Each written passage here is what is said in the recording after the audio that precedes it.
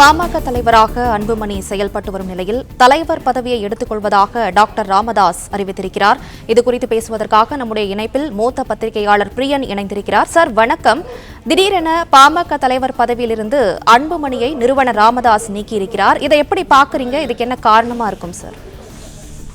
தேர்தலை நோக்கி கட்சி போகும்போது இந்த மாதிரியான ஒரு பிரச்சனை கட்சி தொண்டர்களின் உற்சாகத்தை குறைக்கும் என்பதில் எந்த விதமான சந்தேகமும் கிடையாது.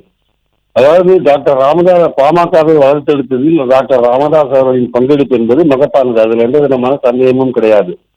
ஆனால் அதே சமயம் கட்சியை அடுத்த கட்டத்துக்கு கொண்டு போக வேண்டும் என்றால், அடுத்த தலைமுறைக்கு கொண்டு போக வேண்டும் என்றால் தலைமையை மாற்ற வேண்டும் என்பது தொண்டர்களின் எதிர்பார்ப்பு. அந்த எதிர்பார்ப்புக்கு ஏற்றபடிதான் இளைஞரணி தலைவராக இருந்த அன்புமணி அவர்களை தலைவராக நியமித்தார் டாக்டர் ராமதாஸ் அவர்கள். இது மற்ற கட்சிகளிலையும் கூட அடுத்த கட்டத்துக்கு தலைமை போறதை நம்ம பார்க்கிறோம். நம்ம பாமக தொண்டர்களும் கிட்டத்தட்ட அன்புமணியை ஒரு தலைவராக ஏற்று செயல்பட துவங்கிவிட்டார்கள். இந்த நேரத்தில் டாக்டர் ராமதாஸ் அவர்கள் பொதுக்குழுல முகுந்தன் என்பவரை, உறவினரான முகுந்தன் என்பவரை இளைஞரணி தலைவராக நியமிக்கிறத தானாகவே அறிவித்த போது அதை அன்புமணி எதிர்த்தார். உழைப்பவர்களுக்கு பதவி கொடுக்க வேண்டும் என்று அவர் சொன்னார். அவர் அந்த கருத்து வேறுபாடு ஒரு பெரிய ஒரு பிரச்சனையை கிளப்பிட்டார். ஆனால் அந்த கருத்து வேறுபாடு கூடிய விரைவில் அடங்கி அதுக்கப்புறம் திருவண்ணாமலை, கும்பகோணம் போன்ற இடங்களில் பாமக பிரம்மாண்டமான ஒரு கூட்டங்களை நடத்தியது. 2 பேரும் இணைந்துதான் அதை பண்ணினாங்க. இந்த சூழல்ல தான் பாத்தீங்கன்னா இந்த அறிவிப்பு வந்திருக்கு. அன்புமணி செயல் தலைவராகவும் தான் தலைவராக இருப்பதாகவும் டாக்டர் ராமதாஸ் அவர்கள் அறிவித்திருக்கிறார்கள். இது தொண்டர்கள் மத்தியில ஒரு பெரிய ஒரு மனச்சோர்வை ஏற்படுத்தியிருக்கிறது. ஏன்னா அவங்க என்ன நினைக்கிறாங்கன்னா, அடுத்த கட்டத்துக்கு தலைமை போகணும் அப்படின்னா, அடுத்த எதிர்காலத்துக்கு கட்சியை வலிமையா கொண்டு போகணும்னா, தலைமை அடுத்த கட்டத்துக்கு போகணும்னா அது அன்புமணி அவர்கள் தலைமையில் இருந்தாதான் முடியும்னு அவங்க நினைக்கிறாங்க. டாக்டர் ராமதாஸ் அவர்கள் தன்னுடைய முழு பங்கை கட்சி காட்டிவிட்டார். அவருக்கு வயதாகிவிட்டது. அவர் ஒரு ஆலோசகர் லெவலில் இருக்கலாம் அவர். ஆனால் அதே சமயம் அவர்கள் குடும்பத்தில் சில பிரச்சனைகள், பதவி கொடுப்பதில் சில பிரச்சனைகள்லாம் இருக்கின்றன.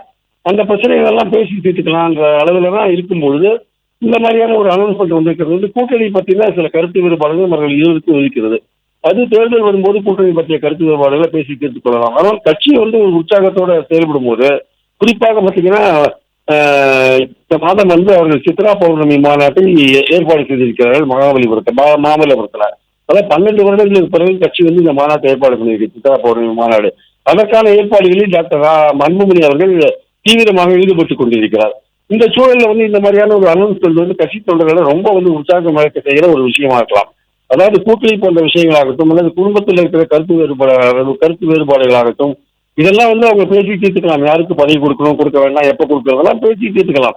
ஆனால் கட்சி ஒரு தேர்தலை நோக்கி போகும்போது அந்த கட்சி தொண்டர்கள் ஒரு புது தலைமையை ஏற்று உற்சாகத்தை செயல்பட்டுக் கொண்டிருக்கும் போது இந்த மாதிரியான ஒரு அனௌன்ஸ்மெண்ட் டாக்டர் ராமதாஸ் அவர்கள் செய்திருக்க கூடாது என்பது கருத்து.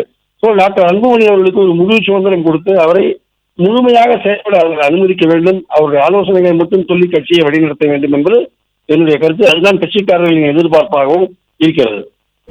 பிளே ஸ்டோர் மற்றும் ஆப் ஸ்டோரில் இருந்து பாலிமர் செயலியை QR கோடு மூலம் பதிவிறக்கம் செய்யுங்கள்.